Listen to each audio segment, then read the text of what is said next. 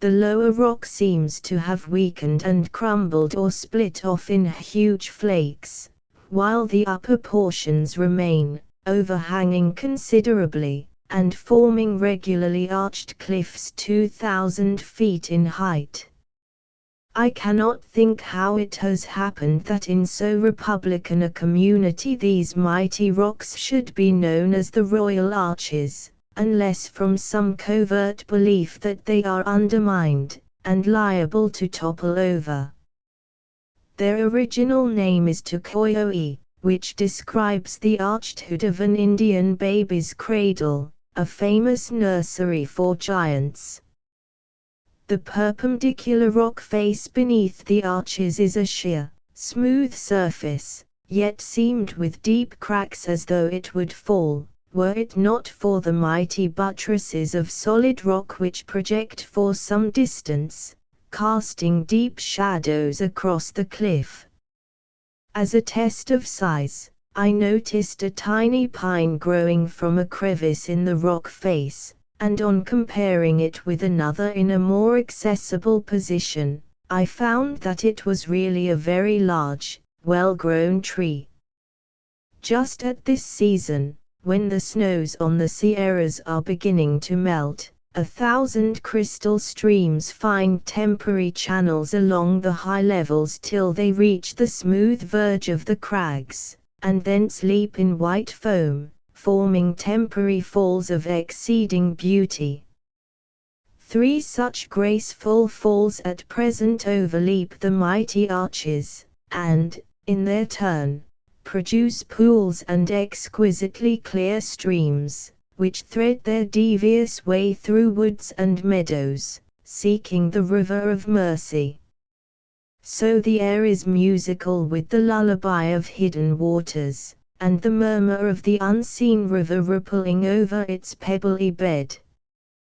Turning to the right, we next ascended Tenaya Valley, which is beautifully wooded, chiefly with pine and oak, and strewn with the loveliest mossy boulders.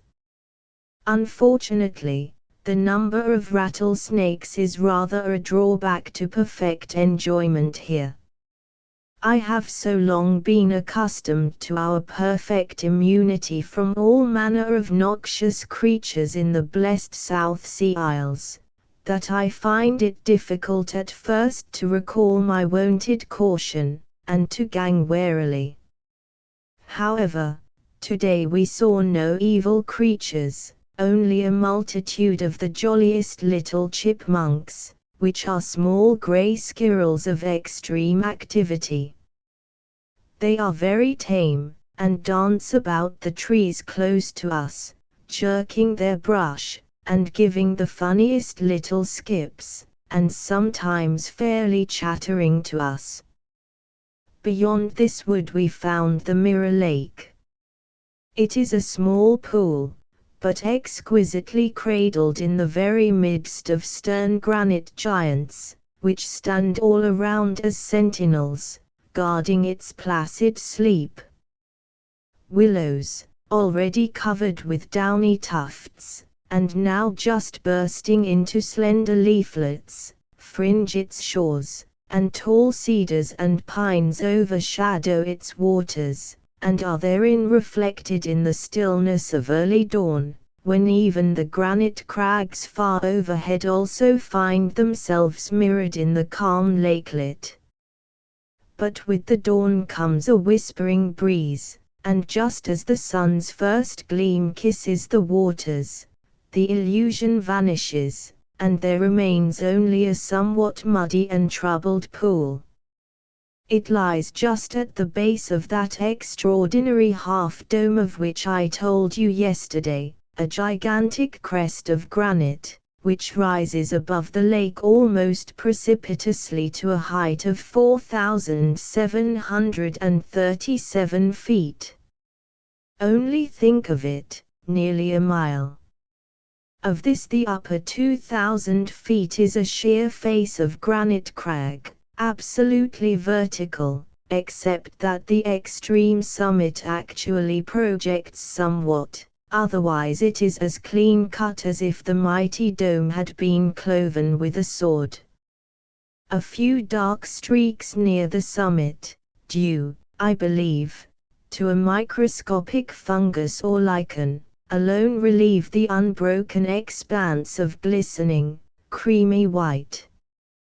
The lower half slopes at a very slight incline, and is likewise a solid mass of granite, not made up of broken fragments, of which there are a wonderfully small proportion anywhere in the valley. So the inference is, that in the tremendous convulsion this mighty chasm was created, the great south dome was split from the base to the summit, and that half of it slid down into the yawning gulf. Thus the gently rounded base, between the precipice and the lake, was doubtless originally the summit of the missing half-mountain. I believe that geologists are now satisfied that this strange valley, with its clean-cut, vertical walls, was produced by what is called in geology a fault, namely, that some of the earth's ribs having given away internally, a portion of the outer crust has subsided, leaving an unoccupied space. That such was the case in Yosemite is proved by much scientific reasoning.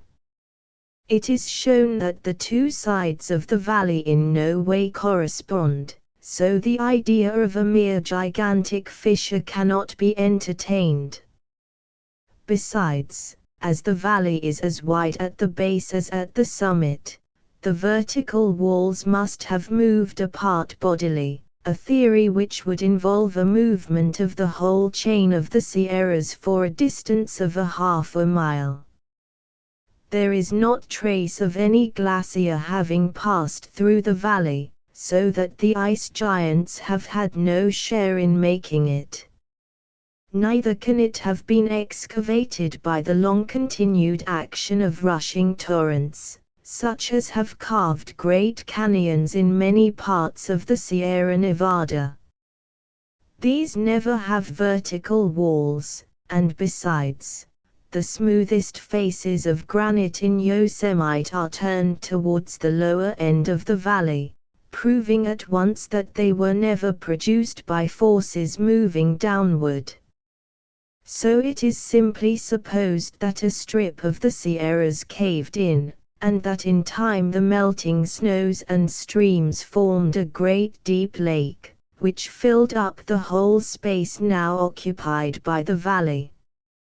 In the course of ages the debris of the hills continually falling into the lake, must have filled up the chasm to a level with the canyon, which is the present outlet from the valley, and as the glaciers on the upper Sierras disappeared, and the water supply grew less, the lake must have gradually dried up, and that in comparatively recent times, and its bed of white granite sand, mingled with vegetable mold, was transformed into a green meadow, through which the quiet river now glides peacefully. This evening the sun set in a flood of crimson and gold, such a glorious glow as would have dazzled an eagle. It paled to a soft primrose, then ethereal green. Later, the pearly-grey clouds were rose-flushed by an afterglow more vivid than the sunset itself, a rich full carmine, which quickly faded away to the cold, intense blue of a Californian night. It was inexpressibly lovely. Then the fitful wind rose in gusts, a melancholy, moaning wail, vibrating among rocks, forests, and waters, with a low, surging sound, a wild mountain melody. No wonder the Indians reverence the beautiful Yosemite Falls. Even the white settlers in the valley cannot resist their influence, but speak of them with an admiration that amounts to love. Some of them have spent the winter here, and seem almost to have enjoyed it. They say that if I could see the falls in their winter robes, all fringed with icicles, I should gain a glimpse of fairyland. At the base of the great fall the fairies build a real ice palace, something more than 100 feet high. It is formed by the ever-falling, freezing spray, and the bright sun gleams on this glittering palace of crystal, and the falling water, striking upon it, shoots off in showers like myriad opals and diamonds. Now scarcely an icicle remains, and the falls are in their glory. I had never dreamt of anything so lovely. Here we stand in the glorious sunlight, among pine trees a couple of 100 feet in height, and they are pygmies like ourselves in presence of even the lowest step of the stately fall, which leaps and dashes from so vast a height that it loses all semblance of water. It is a splendid bouquet of glistening rockets, which, instead of rushing heavenward, shoot down as if from the blue canopy, which seems to touch the brink nearly 2,700 feet above us.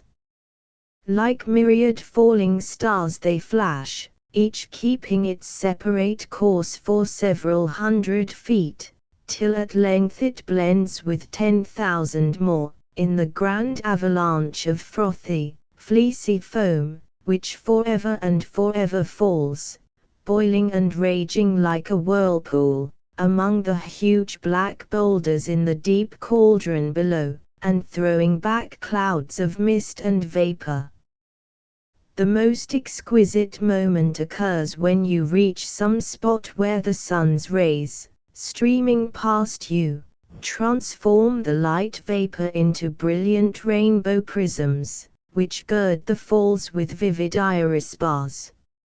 As the water rockets flash through these radiant belts, they seem to carry the color onwards as they fall, and sometimes it wavers and trembles in the breeze, so that the rainbow knows not where to rest, but forms a moving column of radiant tricolor. So large a body of water rushing through the air, naturally produces a strong current, which, passing between the face of the rock and the fall, carries the latter well forward, so that it becomes the sport of every breeze that dances through the valley. Hence this great column is forever vibrating from side to side, and often it forms a semicircular curve. The width of the stream at the summit is about 20 to 30 feet, but at the base of the upper fall it has expanded to a width of fully 300 feet, and, as the wind carries it to one side or the other, it plays over a space of fully 1,000 feet in width, of a precipitous rock face 1,600 feet in depth. That is the height of the upper fall. As seen from below, the Yosemite, though divided into 3 distinct falls, is apparently all on one plane. It is only when you reach some point from which you see it sideways, that you realize that the great upper fall lies fully a quarter of a mile farther back than the middle and lower falls, and that it rushes down this space in boiling cascades, till it reaches a perpendicular rock, over which it leaps about 600 feet, and then gives a third and final plunge of about 500, making up a total of little under 2,700 feet. When we came to the head of the valley, whence diverge the 3 rocky canyons, we bade adieu to the green meadows, and passing up a most exquisite gorge, crossed the Illilouette by a wooden bridge, and followed the main fork of the Merced, up the central canyon. I do not anywhere know a lovelier mile of river scenery than on this tumultuous rushing stream, leaping from rock to rock, sweeping around mossy boulders and falling in crystalline cascades, the whole fringed with glittering icicles, and overshadowed by tall pine trees, whose feathery branches fringe the steep cliffs and wave in the breeze. Presently a louder roar of falling water told us that we were nearing the vernal falls, and through a frame of dark pines we caught a glimpse of the white spirit-like spray cloud. Tying up my pony, we crept to the foot of the falls, whence a steep flight of wooden steps has been constructed, by which a pedestrian can ascend about 400 feet to the summit, and thence resume his way, thus saving a very long round. But of course 4-footed creatures must be content to go by the mountain, and so the pony settled our route, greatly to our advantage, for the view thence, looking down the canyon and across to Glacier Point, proved to be about the finest thing we had seen, as an effect of mountain gloom. Just above the vernal falls comes a reach of the river known as the Diamond Race, a stream so rapid and so glittering, that it seems like a shower of sparkling crystals, each drop a separate gem. I have never seen a race which, for speed and dazzling light, could compare with these musical, glancing waters. For half a mile above it, the river is a tumultuous raging flood, rushing at headlong speed down a boulder-strewn channel. At the most beautiful point it is crossed by a light wooden bridge, and on the green mountain meadow just beyond, stands the wooden house, to which a kindly landlord gave us a cheery, hearty welcome. Here the lullaby for the weary is the ceaseless roar of the mighty Nevada Falls, which come thundering down the cliffs in a sheer leap of 700 feet, losing themselves in a deep rock pool, fringed with tall pines, which loom ghostly and solemn through the ever-floating tremulous mists of fine spray. It is a fall so beautiful as fairly to divide one's allegiance to Yosemite, especially as we first beheld it at about 3 in the afternoon, when the western rays of the lowering sun lighted up the dark firs with a golden glow, and dim rainbows played on the spray clouds. It was as if fairy weavers had woven borders of purple and blue, green and gold, orange and delicate rose color, on a tissue of silvery gauze, and each dewy drop that rested on the fir needles caught the glorious light, and became a separate prism, as though the trees were sprinkled with liquid radiant gems. Anything more wonderful than the beauty of the Diamond Race in the evening light, I never dreamt of. It is like a river in a fairy tale, all turned to spray, jeweled, glittering spray, rubies, diamonds, and emeralds, all dancing and glancing in the sunlight. Just below this comes a little reach of the smoothest, clearest water, which seems to calm and collect itself ere gliding over the edge of a great square-hewn mass of granite 400 feet deep, forming the vernal falls. Along the summit of this rock there runs a very remarkable natural ledge about 4 feet in height, so exactly like the stone parapet of a Cyclopean rampart that it is scarcely possible to believe it is not artificial. Here you can lean safely within a few feet of the fall, looking straight down the perpendicular crag. But for this ledge, it would be dangerous even to set foot on that smooth, polished rock, which is as slippery as ice. Early rising here is really no exertion, and it brings its own reward, for there is an indescribable charm in the early gloaming as it steals over the Sierras, a freshness and an exquisite purity of atmosphere which thrills through one's being like a breath of the life celestial. If you would enjoy it to perfection, you must steal out alone ere the glory of the starlight has paled, as I did this morning, following a devious pathway between thickets of azalea, whose heavenly fragrance perfumed the valley. Then, ascending a steep track through the pine forest, I reached a bold grey crag, commanding a glorious view of the valley, and of some of the high peaks beyond. And thence I watched the coming of the dawn. A pale daffodil light crept upward, and the stars faded from heaven.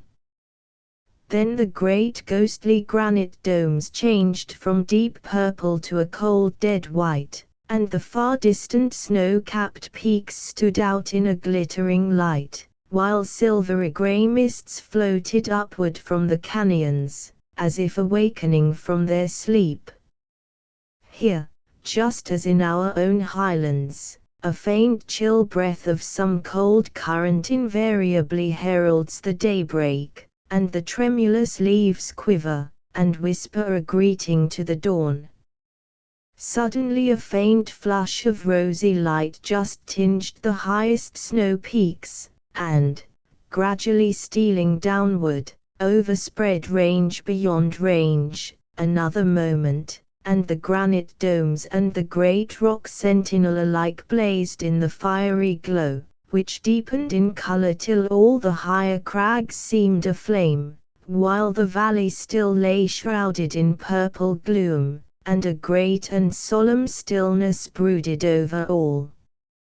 Granite Crags, Edinburgh and London, 1884. The Golden Horn, Turkey. Alphonse de Lamartine. The land breeze begins to rise, and we make use of it to approach nearer and nearer to the Dardanelles. Already several large ships, which like us are trying to make this difficult entrance, come near us, their large grey sails, like the wings of night birds, glide silently between our brig and Tenedos. I go down below and fall asleep. Break of day, I hear the rapid sailing of vessels and the little morning waves that sound around the sides of the brig like the song of birds. I open the porthole, and I see on a chain of low and rounded hills the castles of the Dardanelles with their white walls, their towers, and their immense mouths for the cannon. The canal is scarcely more than a league in width at this place. It winds, like a beautiful river, between the exactly similar coasts of Asia and Europe. The castles shut in this sea just like the two wings of a door, but in the present condition of Turkey and Europe, it would be easy to force a passage by sea, or to make a landing and take the forts from the rear. The passage of the Dardanelles is not impregnable unless guarded by the Russians. The rapid current carries us on like an arrow before Gallipoli and the villages bordering the canal. We see the isles in the Sea of Marmara frowning before us. We follow the coast of Europe for 2 days and 2 nights, thwarted by the north winds. In the morning we perceive perfectly the Isles of the Princes, in the Sea of Marmara, and the Gulf of Nicaea, and on our left the Castle of the Seven Towers, and the aerial tops of the innumerable minarets of Stamboul, in front of the 7 hills of Constantinople. At each tack, we discover something new. At the first view of Constantinople, I experienced a painful emotion of surprise and disillusion. What is this? I asked myself. The sea, the shore, and the marvelous city for which the masters of the world abandoned Rome and the coast of Naples. Is this that capital of the universe, seated upon Europe and Asia, for which all the conquering nations disputed by turns as the sign of the supremacy of the world. Is this the city that painters and poets imagine, queen of cities seated upon her hills and her twin seas, enclosed by her gulfs, her towers, her mountains, and containing all the treasures of nature and the luxury of the Orient? It is here that one makes comparison with the Bay of Naples, bearing its white city upon its hollowed bosom like a vast amphitheatre, with Vesuvius losing its golden brow in the clouds of smoke and purple lights, the forest of Castellamare plunging its black foliage into the blue sea, and the islands of Procida and Ischia with their volcanic peaks yellow with vine branches and white with villas, shutting in the immense bay like gigantic moles thrown up by God Himself at the entrance of this port. I see nothing here to compare to that spectacle with which my eyes are always enchanted. I am sailing, it is true, upon a beautiful and lovely sea, but from the low coasts, rounded and monotonous hills rear themselves. It is true that the snows of Olympus of Thrace whiten the horizon, but they are only a white cloud in the sky and do not make the landscape solemn enough. At the back of the gulf I see nothing but the same rounded hills of the same height, without rocks, without coves, without indentations, and Constantinople, which the pilot points out with his finger, is nothing but a white and circumscribed city upon a large knoll on the European coast. Is it worthwhile having come so far to be disenchanted? I did not wish to look at it any longer, however. The ceaseless tackings of the ship brought us sensibly nearer. We coasted along the Castle of the Seven Towers, an immense medieval grey block, severe in construction, which faces the sea at the angle of the Greek walls of the ancient Byzantium, and we came to anchor beneath the houses of Stambour in the Sea of Marmara, in the midst of a host of ships and boats delayed like ourselves from port by the violence of the north winds. It was 5 o'clock, the sky was serene and the sun brilliant. I began to recover from my disdain of Constantinople. The walls that enclosed this portion of the city, picturesquely built of the debris of ancient walls and surmounted by gardens, kiosks and little houses of wood painted red, formed the foreground of the picture. Above, the terraces of numerous houses rose in pyramid-like tiers, story upon story, cut across with the tops of orange trees and the sharp, black spires of cypress. Higher still, 7 or 8 large mosques crowned the hill, and, flanked by their open-work minarets and their Moresque colonnades, lifted into the sky their gilded domes, flaming with the palpitating sunlight. The walls, painted with tender blue, the leaden covers of the cupolas that encircled them, gave them the appearance and the transparent glaze of monuments of porcelain. The immemorial cypresses lend to these domes their motionless and somber peaks, and the various tints of the painted houses of the city make the vast hill gay with all the colors of a flower garden. No noise issues from the streets, no lattice of the innumerable windows opens, no movement disturbs the habitation of such a great multitude of men. Everything seems to be sleeping under the broiling sunlight. The gulf, furrowed in every direction with sails of all forms and sizes, alone gives signs of life. Every moment we see vessels in full sail clear the Golden Horn, the opening of the Bosphorus, the true harbor of Constantinople, passing by us flying towards the Dardanelles, but we cannot perceive the entrance of the Bosphorus, nor even understand its position.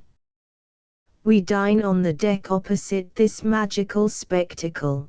Turkish cakes come to question us and to bring us provisions and food. The boatmen tell us that there is no longer any plague. I send my letters to the city. At 7 o'clock, M. Trucchi, the Consul General of Sardaigne, accompanied by officers of his legation, comes to pay us a visit and offer us the hospitality of his house in Pera. There is not the slightest hope of finding a lodging in the recently burned city. The obliging cordiality and the attraction that M. Trucchi inspires at the first moment, induces us to accept. The contrary wind still blows, and the brigs cannot raise anchor this evening. We sleep on board the Golden Horn. At 5 o'clock I am standing on the deck. The captain lowers a boat. I descend with him, and we set sail towards the mouth of the Bosphorus, coasting along the walls of Constantinople, which the sea washes. After half an hour's navigation through a multitude of ships at anchor, we reach the walls of the Seraglio, which stand next to those of the city, and form, at the extremity of the hill that bears Stambour, the angle that separates the Sea of Marmara from the canal of the Bosphorus and the Golden Horn, or the grand inner roadstead of Constantinople. It is here that God and man, nature and art, have placed, or created, in concert the most marvelous view that human eyes may contemplate upon the earth. I gave an involuntary cry, and I forgot forever the Bay of Naples and all its enchantments. To compare anything to this magnificent and gracious combination would be to insult creation. The walls supporting the circular terraces of the immense gardens of the great Seraglio were a few feet from us to our left, separated from the sea by a narrow sidewalk of stone flags washed by the ceaseless billows, where the perpetual current of the Bosphorus formed little murmuring waves, as blue as those of the Rhone at Geneva. These terraces that rise in gentle inclines up to the Sultan's palace, where you perceive the gilded domes across the gigantic tops of the plantain trees, and the cypresses, are themselves planted with enormous cypresses and plantains whose trunks dominate the walls and whose boughs, spreading beyond the garden, hang over the sea in cascades of foliage shadowing the cakes. The rowers stop from time to time beneath their shade. Every now and then these groups of trees are interrupted by palaces, pavilions, kiosks, doors sculptured and gilded opening upon the sea, or batteries of cannon of copper and bronze in ancient and peculiar shapes. Several pools of the ore brought us to the precise point of the Golden Horn, where you enjoy at once a view of the Bosphorus, the Sea of Marmara, and, finally, of the entire harbour, or, rather, the inland sea of Constantinople. There we forgot Marmara, the coast of Asia, and the Bosphorus, taking in with one glance the basin of the Golden Horn and the 7 cities seated upon the 7 hills of Constantinople, all converging towards the arm of the sea that forms the unique and incomparable city. That is at the same time city, country, sea, harbour, bank of flowers, gardens, wooded mountains, deep valleys, an ocean of houses, a swarm of ships and streets, tranquil lakes, and enchanted solitudes, a view that no brush can render except by details, and where each stroke of the oar gives the eye and soul contradictory aspects and impressions. We set sail towards the hills of Galata and Pera. The Seraglio receded from us and grew larger receding in proportion as the eye embraced more and more the vast outlines of its walls and the multitude of its roofs, its trees, its kiosks and its palaces. Of itself it is sufficient to constitute a large city. The harbor hollows itself out more and more before us. It winds like a canal between the flanks of the curved mountains, and increases as we advance. The harbor does not resemble a harbor in the least, it is rather a large river like the Thames, enclosing the two coasts of the hills laden with towns, and covered from one bank to the other with an interminable flotilla of ships variously grouped the entire length of the houses. We pass by this innumerable multitude of boats, some riding at anchor and some about to set sail, sailing before the wind towards the Bosphorus, towards the Black Sea, or towards the Sea of Marmara, boats of all shapes and sizes and flags, from the Arabian bark, whose prow springs and rises like the beak of antique galleys, to the vessel of 3 decks with its glittering walls of bronze. Some flocks of Turkish cakes, managed by 1 or 2 rowers in silken sleeves, little boats that serve as carriages in the maritime streets of this amphibious town, circulate between the large masses, cross and knock against each other without overturning, and jostle one another like a crowd in public places, and clouds of gulls, like beautiful white pigeons, rise from the sea at their approach, to travel further away and be rocked upon the waves.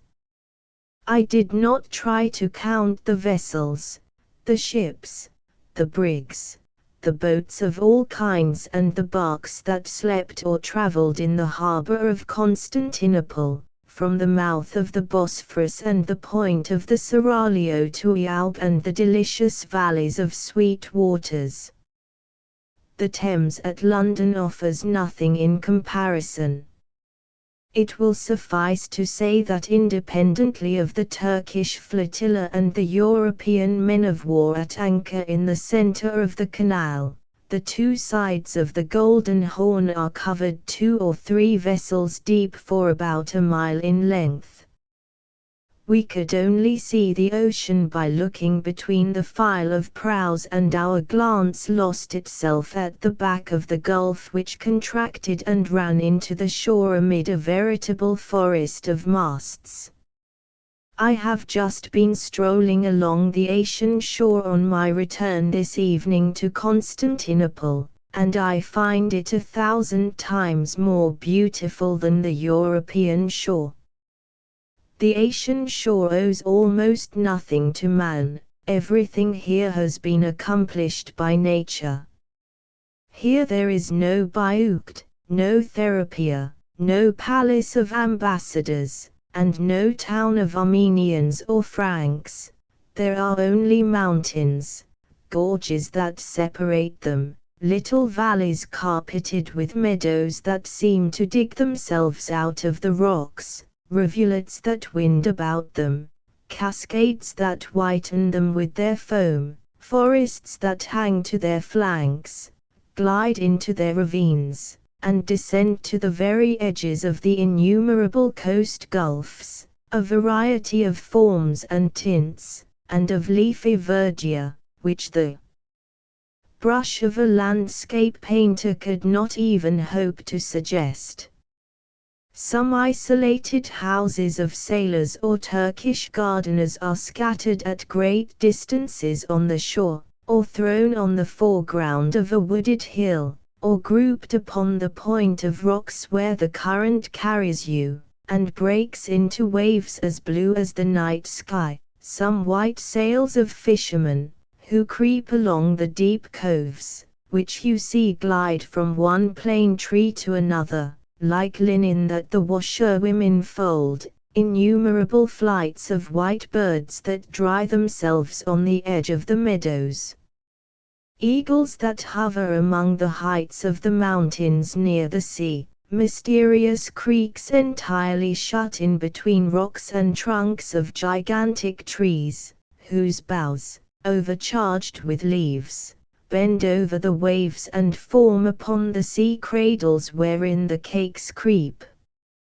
One or two villages hidden in the shadow of these creeks with their gardens behind them on those green slopes, and their group of trees at the foot of the rocks, with their barks rocked by the gentle waves before their doors, their clouds of doves on the roofs, their women and children at the windows, their old men seated beneath the plane trees at the foot of the minaret, laborers returning from the fields in their cakes, others who have filled their barks with green faggots, myrtle, or flowering heath to dry it for fuel in the winter. Hidden behind these heaps of slanting verdure that border and descend into the water, you perceive neither the bark nor the rower, and you believe that a portion of the bank detached from the earth by the current is floating at haphazard on the sea with its green foliage and its perfumed flowers.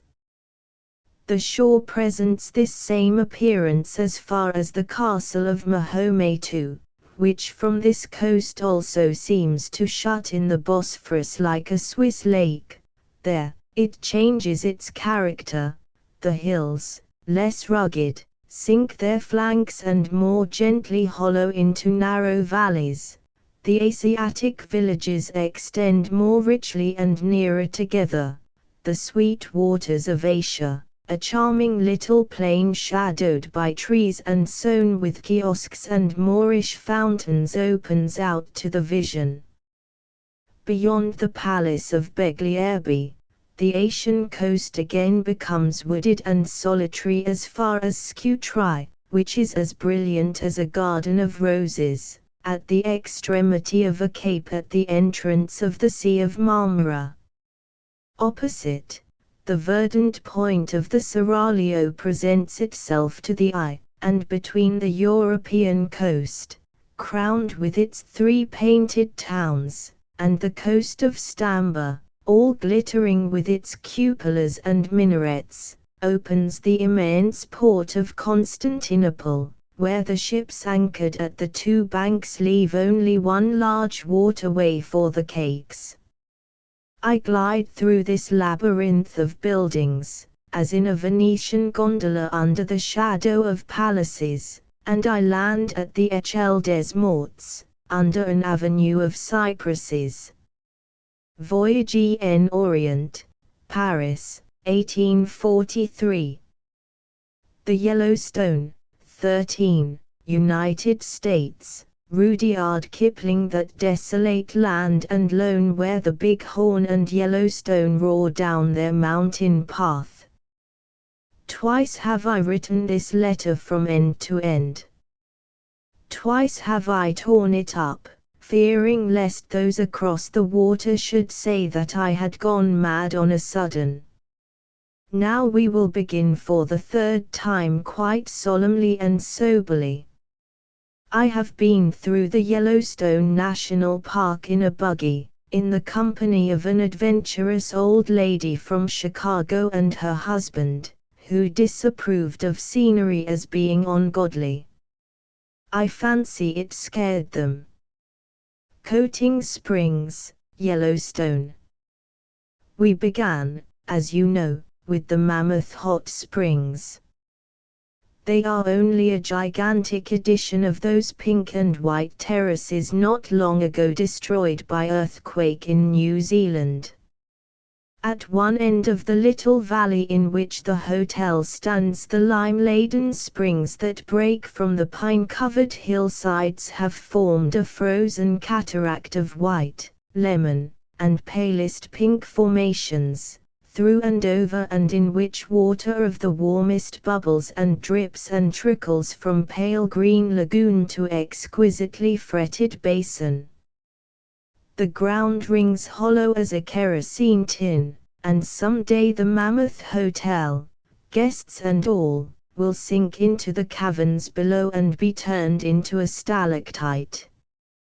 When I set foot on the first of the terraces, a tourist-trampled ramp of scabby grey stuff, I met a steam of iron red-hot water, which ducked into a hole like a rabbit.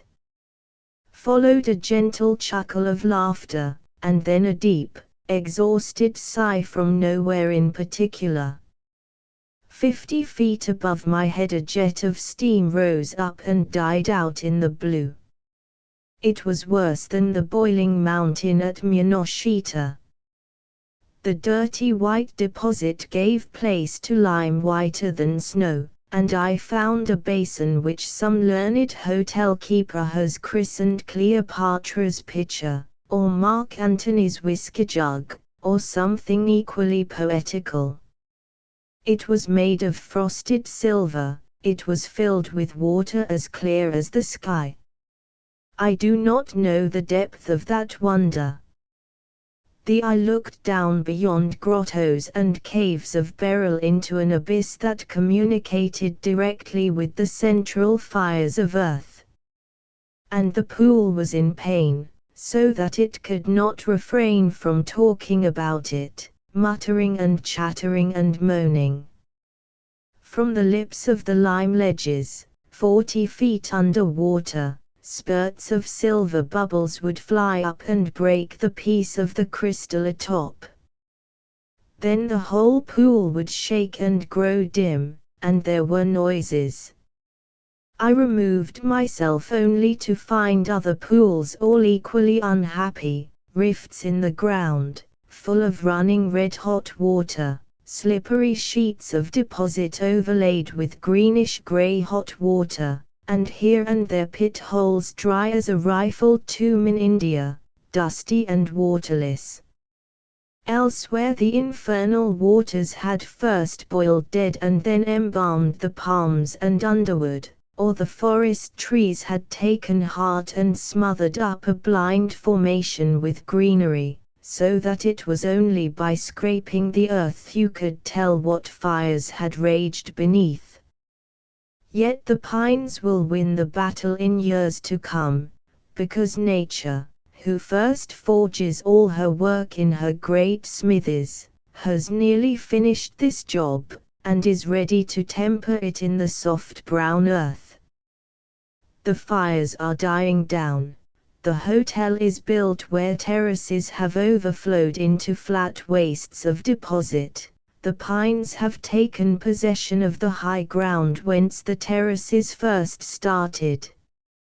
Only the actual curve of the cataract stands clear, and it is guarded by soldiers who patrol it with loaded 6-shooters, in order that the tourist may not bring up fence rails and sink them in a pool, or chip the fretted tracery of the formations with a geological hammer, or, walking where the crust is too thin, foolishly cook himself.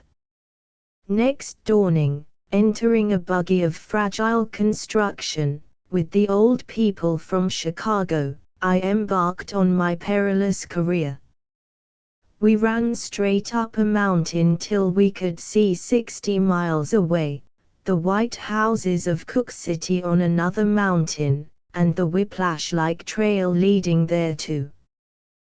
The live air made me drunk. If Tom, the driver, had proposed to send the mares in a beeline to the city, I should have assented, and so would the old lady, who chewed gum and talked about her symptoms. The tub-ended rock dog, which is but the translated prairie dog, broke across the road under our horses' feet. The rabbit and the chipmunk danced with fright. We heard the roar of the river, and the road went round a corner. On one side piled rock and shale, that enjoined silence for fear of a general slide down, on the other a sheer drop, and a fool of a noisy river below. Then, apparently in the middle of the road, lest any should find driving too easy, a post of rock. Nothing beyond that save the flank of a cliff. Then my stomach departed from me, as it does when you swing, for we left the dirt, which was at least some guarantee of safety, and sailed out round the curve, and up a steep incline, on a plank road built out from the cliff. The planks were nailed at the outer edge, and did not shift or creak very much, but enough, quite enough. That was the Golden Gate. I got my stomach back again when we trotted out onto a vast upland adorned with a lake and hills. Have you ever seen an untouched land, the face of virgin nature? It is rather a curious sight, because the hills are choked with timber that has never known an axe, and the storm has rent a way through this timber, so that 100,000 trees lie matted together in swathes, and since each tree lies where it falls, you may behold trunk and branch returning to the earth whence they sprang, exactly as the body of man returns, each limb making its own little grave, the grass climbing above the bark, till at last there remains only the outline of a tree upon the rank undergrowth. Then we drove under a cliff of obsidian, which is black glass, some 200 feet high, and the road at its foot was made of black glass that crackled. This was no great matter, because half an hour before Tom had pulled up in the woods that we might sufficiently admire a mountain who stood all by himself, shaking with laughter or rage. Then by companies after tiffin we walked chattering to the uplands of hell. They call it the Norris Geyser Basin on earth. It was as though the tide of dissolution had gone out, but would presently return, across innumerable acres of dazzling white geyser formation. There were no terraces here, but all other horrors. Not 10 yards from the road a blast of steam shot up roaring every few seconds, a mud volcano spat filth to heaven, streams of hot water rumbled underfoot, plunged through the dead pines in steaming cataracts and died on a waste of white where green-gray, black-yellow, and link pools roared, shouted, bubbled, or hissed as their wicked fancies prompted. By the look of the eye the place should have been frozen over. By the feel of the feet it was warm. I ventured out among the pools, carefully following tracks, but one unwary foot began to sink, a squirt of water followed, and having no desire to descend quick into Tophet I returned to the shore where the mud and the sulphur and the nameless fat ooze vegetation of Lethe lay. But the very road rang as though built over a gulf, and besides how was I to tell when the raving blast of steam would find its vent insufficient and blow the whole affair into nirvana? There was a potent stench of stale eggs everywhere, and crystals of sulphur crumbled under the foot, and the glare of the sun on the white stuff was blinding. We curved the hill and entered a forest of spruce, the path serpentining between the tree boles, the wheels running silent on immemorial mold. There was nothing alive in the forest save ourselves. Only a river was speaking angrily somewhere to the right. 4 miles we drove till Tom bade us alight and look at certain falls. Wherefore we stepped out of that forest and nearly fell down a cliff which guarded a tumbled river and returned demanding fresh miracles. If the water had run uphill, we should perhaps have taken more notice of it. But 'twas only a waterfall, and I really forget whether the water was warm or cold. There is a stream here called Firehole River. It is fed by the overflow from the various geysers and basins, a warm and deadly river wherein no fish breed. I think we crossed it a few dozen times in the course of the day. Then the sun began to sink, and there was a taste of frost about, and we went swiftly from the forest into the open, dashed across a branch of the Firehole River and found a wood shanty, even rougher than the last, at which, after a 40-mile drive, we were to dine and sleep. Half a mile from this place stood, on the banks of the Firehole River, a beaver lodge, and there were rumors of bears and other cheerful monsters in the woods on the hill at the back of the building. Once upon a time there was a carter who brought his team and a friend into the Yellowstone Park without due thought. Presently they came upon a few of the natural beauties of the place, and that carter turned his friend's team, howling, "Get back, oh this, Tim! All hell's alight under our noses." And they call the place Hell's Half-Acre to this day. We, too, the old lady from Chicago, her husband, Tom, and the good little mares came to Hell's Half-Acre, which is about 60 acres, and when Tom said, "Would you like to drive over it?" we said, "Certainly no, and if you do, we shall report you to the authorities." There was a plain, blistered and pulled and abominable, and it was given over to the sportings and spoutings of devils who threw mud and steam and dirt at each other with whoops and halloos and bellowing curses. The place smelt of the refuse of the pit, and that odor mixed with the clean, wholesome aroma of the pines in our nostrils throughout the day. Be it known that the park is laid out, like Ollendorf, in exercises of progressive difficulty. Hell's Half-Acre was a prelude to 10 or 12 miles of geyser formation. We passed hot streams boiling in the forest, saw whiffs of steam beyond these, and yet other whiffs breaking through the misty green hills in the far distance. We trampled on sulphur, and sniffed things much worse than any sulphur which is known to the upper world, and so came upon a park-like place where Tom suggested we should get out and play with the geysers. Imagine mighty green fields splattered with lime beds, all the flowers of the summer growing up to the very edge of the lime. That was the first glimpse of the geyser basins.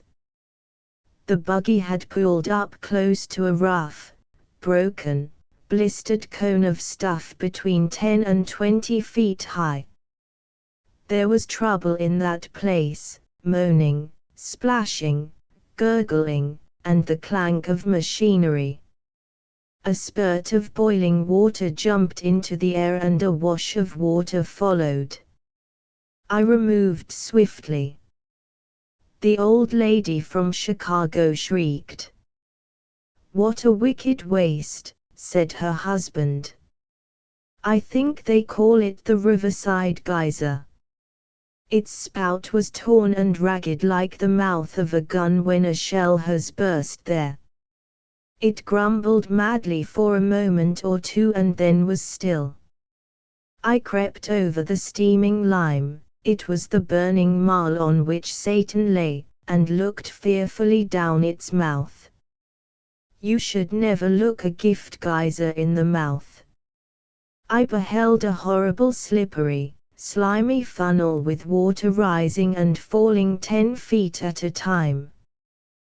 Then the water rose to lip level with a rush and an infernal bubbling troubled this devil's Bethesda before the sullen heave of the crest of a wave lapped over the edge and made me run. Mark the nature of the human soul. I had begun with awe, not to say terror. I stepped back from the flanks of the riverside geyser saying, "Pooh! Is that all it can do?" Yet for aught I knew the whole thing might have blown up at a minute's notice, she, he, or it, being an arrangement of uncertain temper. We drifted on up that miraculous valley. On either side of us were hills from 1,000 to 15 feet high and wooded from heel to crest.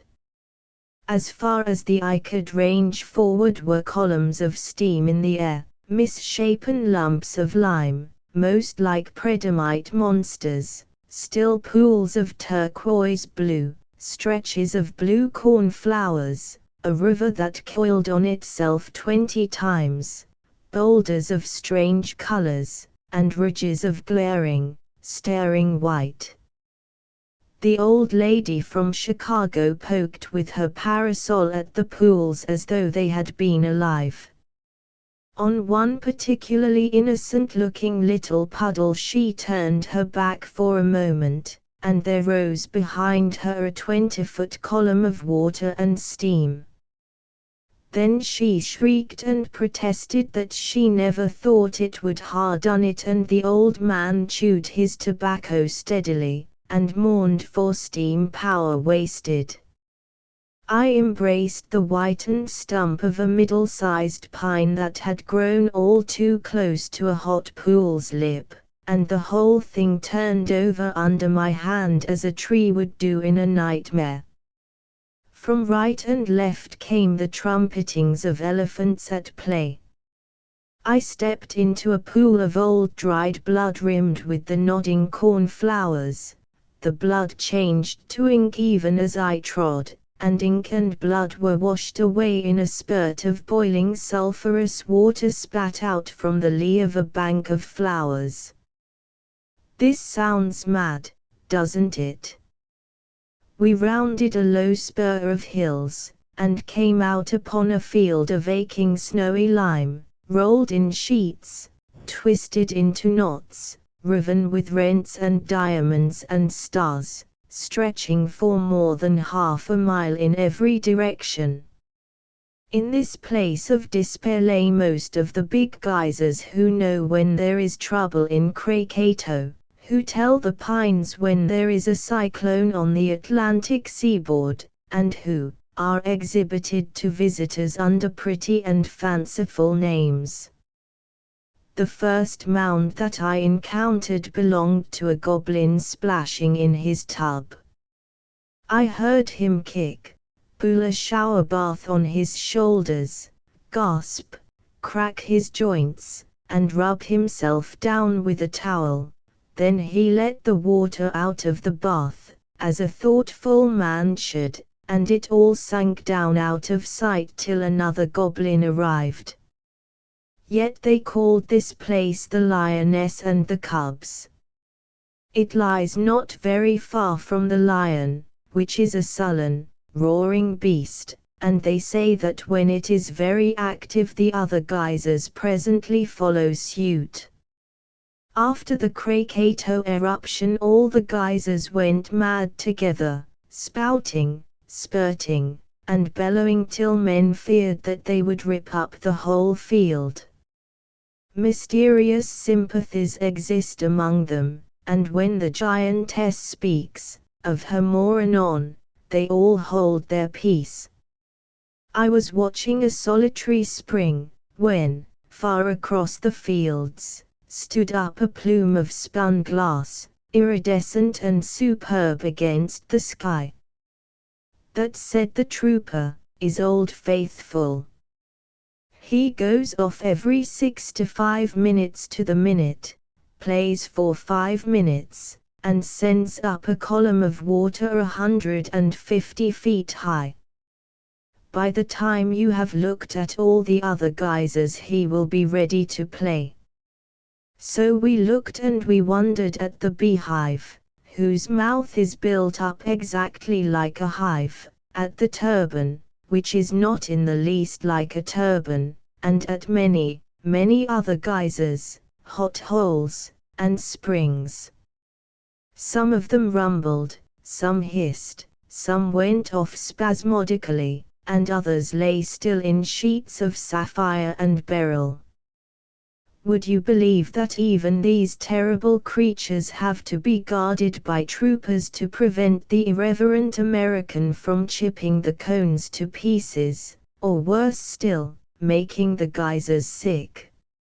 If you take of soft soap a small barrelful and drop it down a geyser's mouth, that geyser will presently be forced to lay all before you, and 4 days afterwards will be of an irritated and inconsistent stomach. When they told me the tale I was filled with sympathy. Now I wish that I had stolen soap and tried the experiment on some lonely little beast of a geyser in the woods. It sounds so probable, and so human. Yet he would be a bold man who would administer emetics to the giantess. She is flat-lipped, having no mouth. She looks like a pool, 50 feet long and 30 wide, and there is no ornamentation about her.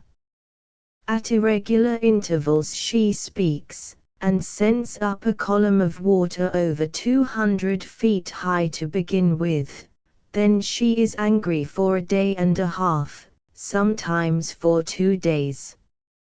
Owing to her peculiarity of going mad in the night, not many people have seen the giantess at her finest, but the clamor of her unrest, men say, shakes the wooden hotel, and echoes like thunder among the hills.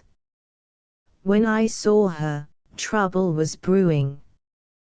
The pool bubbled seriously, and at 5-minute intervals, sank a foot or two, then rose, washed over the rim, and huge steam bubbles broke on the top. Just before an eruption the water entirely disappears from view. Whenever you see the water die down in a geyser mouth, get away as fast as you can. I saw a tiny little geyser suck in its breath in this way, and instinct made me retire while it hooted after me. Leaving the giantess to swear, and spit, and thresh about, we went over to Old Faithful, who by reason of his faithfulness has benches close to him whence you may comfortably watch. At the appointed hour we heard the water flying up and down the mouth with the sob of waves in a cave. Then came the preliminary gouts, then a roar and a rush, and that glittering column of diamonds rose, quivered, stood still for a minute, then it broke, and the rest was a confused snarl of water not 30 feet high. All the young ladies, not more than 20, in the tourist band remarked that it was elegant and betook themselves to writing their names in the bottoms of shallow pools. Nature fixes the insult indelibly, and the after years will learn that Hattie, Sadie, Mamie, Sophie and so forth, have taken out their hairpins, and scrawled in the face of Old Faithful. Next morning Tom drove us on, promising new wonders. He pulled up after a few miles at a clump of brushwood where an army was drowning. I could hear the sick gasps and thumps of the men going under, but when I broke through the brushwood the hosts had fled, and there were only pools of pink, black, and white lime, thick as turbid honey. They shot up a pat of mud every minute or two, choking in the effort. It was an uncanny sight. Do you wonder that in the old days the Indians were careful to avoid the Yellowstone? Geysers are permissible, but mud is terrifying. The old lady from Chicago took a piece of it, and in half an hour it died into lime dust and blew away between her fingers. All Maya, illusion, you see. Then we clinked over sulfur in crystals. There was a waterfall of boiling water, and a road across a level park hotly contested by the beavers. As we climbed the long path, the road grew viler and viler till it became without disguise the bed of a torrent, and just when things were at their rockiest we emerged into a little sapphire lake, but never sapphire was so blue, called Mary's Lake, and that between 8,000 and 9,000 feet above the sea. Then came grass downs, all on a vehement slope, so that the buggy following the new-made road ran onto the two off-wheels mostly, till we dipped head-first into a ford, climbed up a cliff, raced along a down, dipped again and pulled up dishevelled at Larry's for lunch and an hour's rest. The sun was sinking when we heard the roar of falling waters and came to a broad river along whose banks we ran. And then, oh, then, I might at a pinch describe the infernal regions, but not the other place.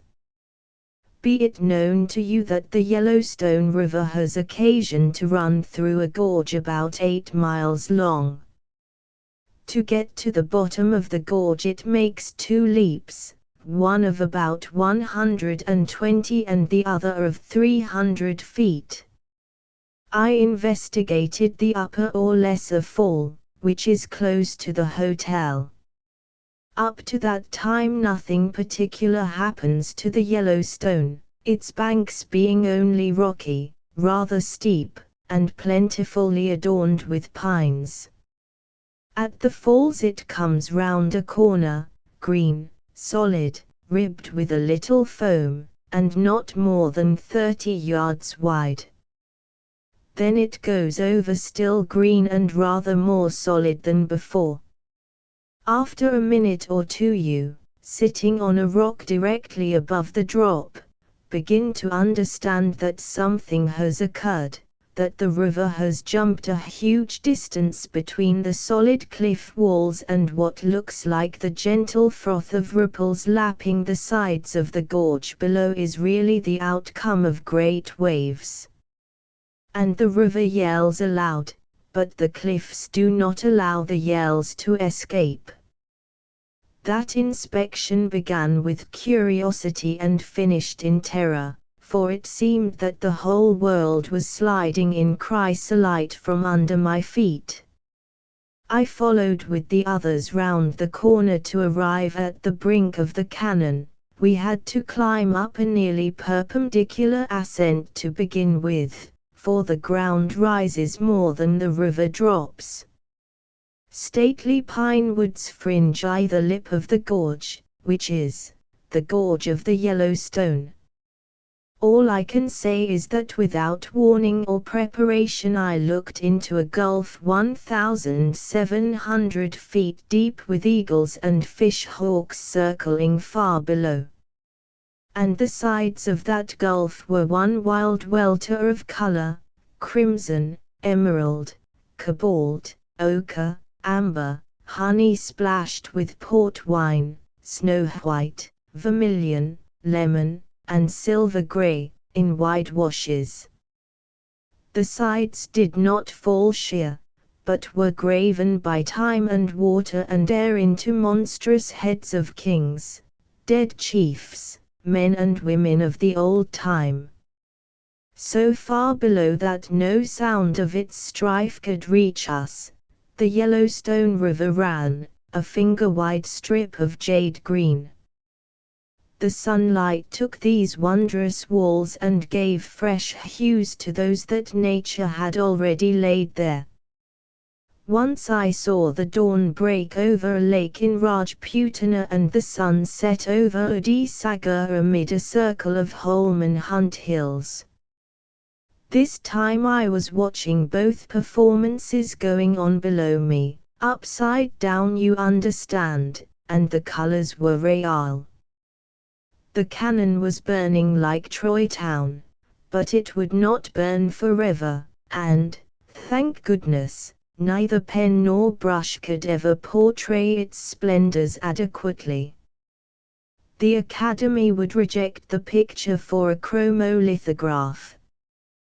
The public would scoff at the letterpress for daily telegraphus. "I will leave this thing alone," said I, "'tis my peculiar property. Nobody else shall share it with me." Evening crept through the pines that shadowed us, but the full glory of the day flamed in that cannon as we went out very cautiously to a jutting piece of rock, blood-red or pink it was, that overhung the deepest deeps of all. Now I know what it is to sit enthroned amid the clouds of sunset. Giddiness took away all sensation of touch or form, but the sense of blinding color remained. When I reached the mainland again I had sworn that I had been floating. From Sea to Sea, Letters of Travel, New York, 1899. Footnote 13, published by permission of Rudyard Kipling. Copyright, 1899, by Rudyard Kipling. Transcriber's notes: several minor punctuation errors have been fixed. Page 6, changed Fujisan to Fujisan. Page 7, changed Murdoch to Murdoch. Page 44, changed Rhone to Rhone. Page 50, changed destined to destined. Page 107, changed verdure to verdure. Page 142, changed destroy to destroy. Page 144, moved the second Gibraltar illustration to the appropriate chapter. Page 148, Okira left in place, modern spelling is Oxera. Page 152, changed obscure to obscure. Pages 160 and 168, both Tindafiol and Tindfiol have been retained as printed in the original publication. Page 166, changed aneroid to aneroid. Page 205, changed verdure to verdure. Page 208, changed gauge to gauge. Page 216, the open quotation mark before there was a roaring, has been left unmatched as published. Page 255, Etna maybe is retained per original publication. Page 269, changed Grammaticus to Grammaticus. Page 271, changed quiescent to quiescent. Page 358, changed preclude to prelude.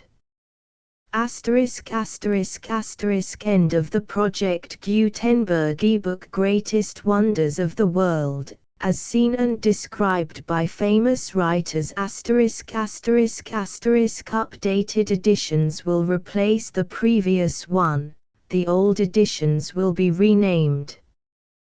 Creating the works from print editions not protected by U.S. copyright law means that no one owns a United States copyright in these works, so the Foundation, and you, can copy and distribute it in the United States without permission and without paying copyright royalties.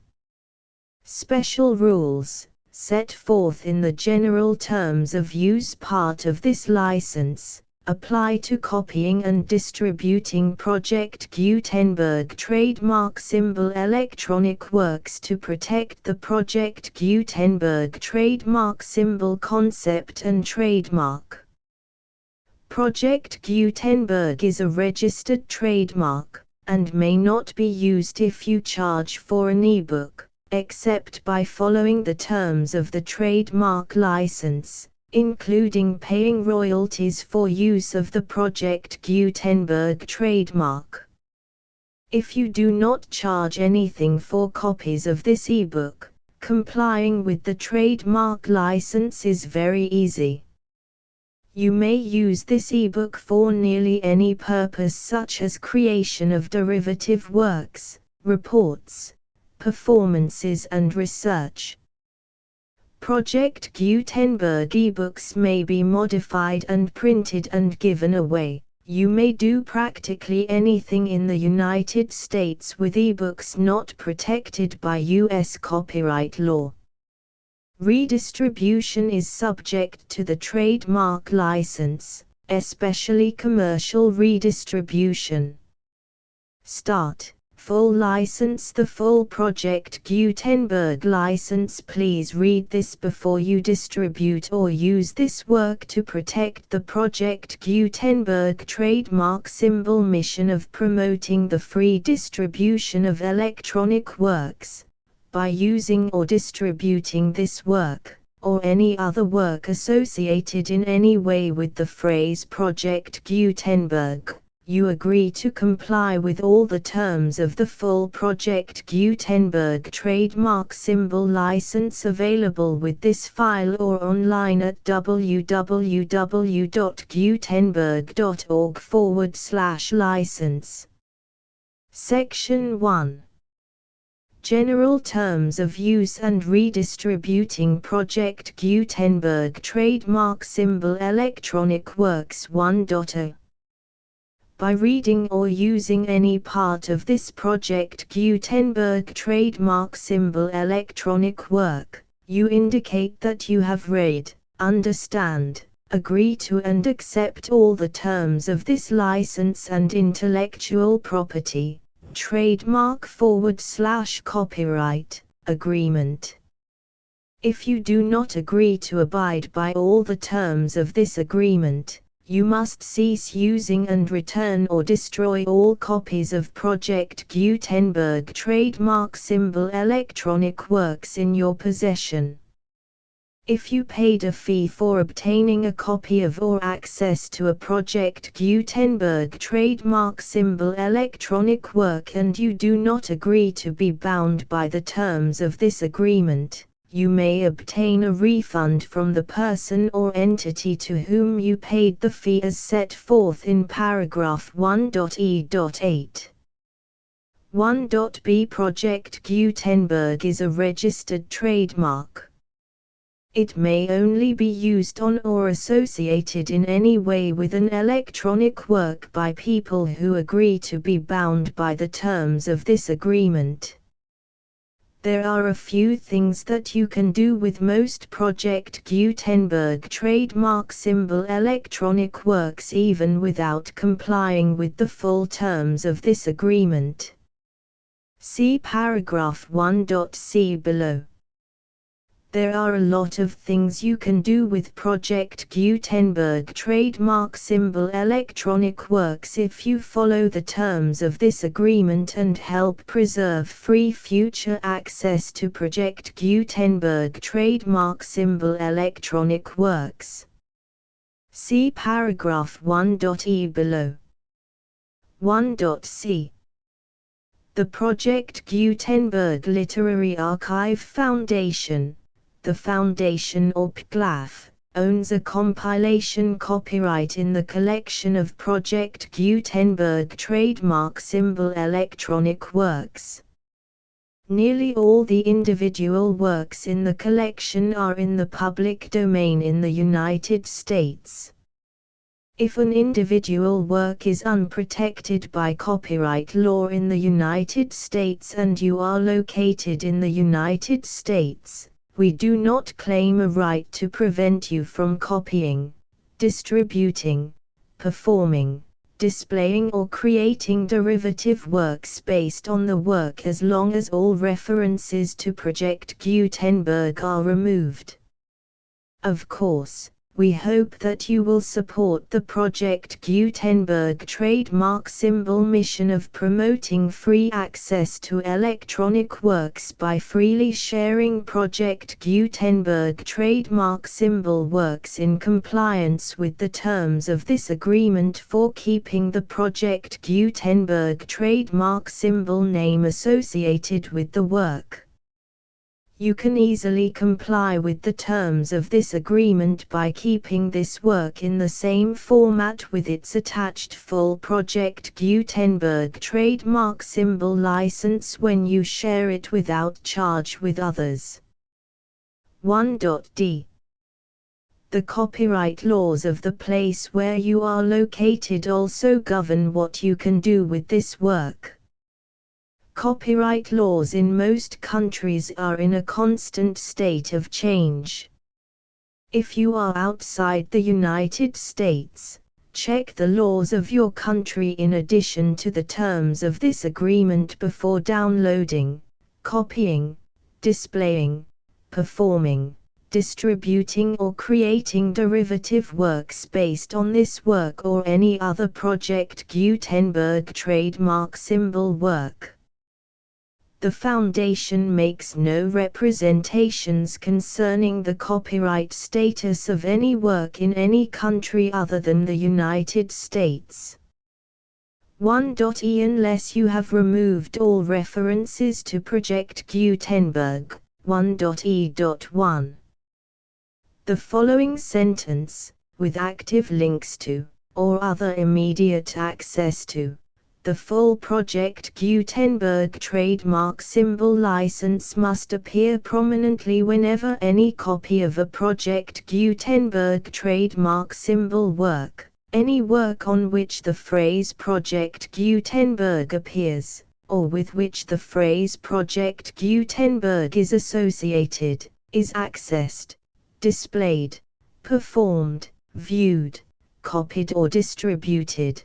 This ebook is for the use of anyone anywhere in the United States and most other parts of the world at no cost and with almost no restrictions whatsoever. You may copy it, give it away or reuse it under the terms of the Project Gutenberg license included with this ebook or online at www.gutenberg.org. If you are not located in the United States, you will have to check the laws of the country where you are located before using this ebook. 1.e.2. If an individual Project Gutenberg trademark symbol electronic work is derived from texts not protected by U.S. copyright law, does not contain a notice indicating that it is posted with permission of the copyright holder, the work can be copied and distributed to anyone in the United States without paying any fees or charges. If you are redistributing or providing access to a work with the phrase Project Gutenberg associated with or appearing on the work, you must comply either with the requirements of paragraphs 1.e.1 through 1.e.7 or obtain permission for the use of the work and the Project Gutenberg trademark symbol trademark as set forth in paragraphs 1.e.8 or 1.e.9. 1.e.3. If an individual Project Gutenberg trademark symbol electronic work is posted with the permission of the copyright holder, your use and distribution must comply with both paragraphs 1.e.1 through 1.e.7 and any additional terms imposed by the copyright holder. Additional terms will be linked to the Project Gutenberg trademark symbol license for all works posted with the permission of the copyright holder found at the beginning of this work. 1.e.4. Do not unlink or detach or remove the full Project Gutenberg trademark symbol license terms from this work, or any files containing a part of this work or any other work associated with Project Gutenberg trademark symbol. 1.e.5. Do not copy, display, perform, distribute or redistribute this electronic work, or any part of this electronic work, without prominently displaying the sentence set forth in paragraph 1.e.1 with active links or immediate access to the full terms of the Project Gutenberg trademark symbol license. 1.e.6. You may convert to and distribute this work in any binary, compressed, marked up, non-proprietary or proprietary form, including any word processing or hypertext form. However, if you provide access to or distribute copies of a Project Gutenberg trademark symbol work in a format other than plain vanilla ASCII or other format used in the official version posted on the official Project Gutenberg trademark symbol website, www.gutenberg.org, you must, at no additional cost, fee or expense to the user, provide a copy, a means of exporting a copy, or a means of obtaining a copy upon request, of the work in its original plain vanilla ASCII or other form. Any alternate format must include the full Project Gutenberg trademark symbol license as specified in paragraph 1.e.1. 1.e.7. Do not charge a fee for access to, viewing, displaying, performing, copying or distributing any Project Gutenberg trademark symbol works unless you comply with paragraph 1.e.8 or 1.e.9. 1.e.8. You may charge a reasonable fee for copies of or providing access to or distributing Project Gutenberg trademark symbol electronic works provided that you pay a royalty fee of 20% of the gross profits you derive from the use of Project Gutenberg trademark symbol works calculated using the method you already use to calculate your applicable taxes. The fee is owed to the owner of the Project Gutenberg trademark symbol trademark, but he has agreed to donate royalties under this paragraph to the Project Gutenberg Literary Archive Foundation. Royalty payments must be paid within 60 days following each date on which you prepare, or are legally required to prepare, your periodic tax returns. Repayments should be